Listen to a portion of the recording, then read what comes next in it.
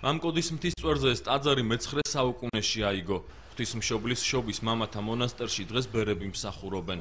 თბილისთან ახლოს ამ ისტორიულ ადგილს თავის დროზე დავით აღმაშენებელიც ხშირად სტუმრობდა. ტაძრის წინამძღვარი დღეს იმ ლეგენდაზე საუბრობს, რის გამოც ადგილს მამკოდა დაერქვა.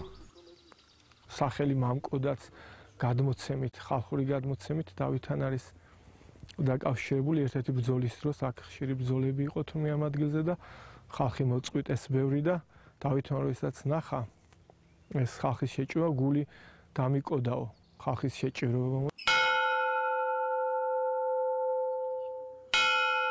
მამკოდის მამათა მონასტერში ღვთისმსახურება დილის 6 საათზე იწყება. გამთენიისას ტაძარში წირვას 2 ბერი და 3 მორჩილი ესწრება.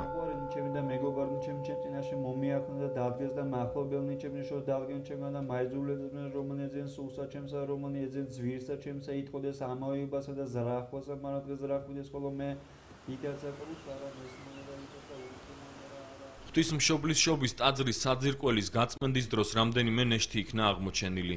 წინაპრების ნაწილები დღეს ამ საძვალეში განისვენებს.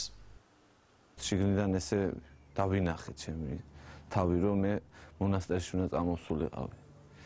უფალმა მაგისის მომცა ძალა და იმის ნებაყოფლობაც რომ აქ მოსულიყავი მე.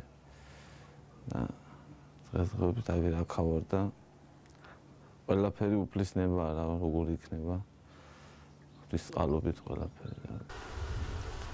მამკოდის სამონასტრო კომპლექსი რამდენიმე ტაძარს აერთიანებს. კომუნისტების დროს შეწყვეტილ და განადგურებულ კომპლექსს დღეს ბერები საკუთარი ხელით აშენებენ. 1924 წელს აქ კომუნისტებმა ააფეთქეს ეს ტაძარი და იმის მერე შეწყდა აქ ღვთისმსახურება. სულ იყო აქ მამათა მონასტერი, მერე დედათა მონასტერიც იყო.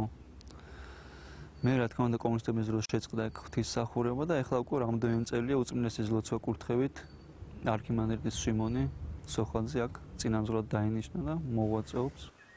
რამდენიმე ათეული წელი მამკოდის ტაძარი მიტოვებული და უკაცრიელი იყო. სამონასტრო კომპლექსში ღვთისმსახურება 3 წლის წინ პატრიარქის ლოცვა კურთხევით აღსდგა.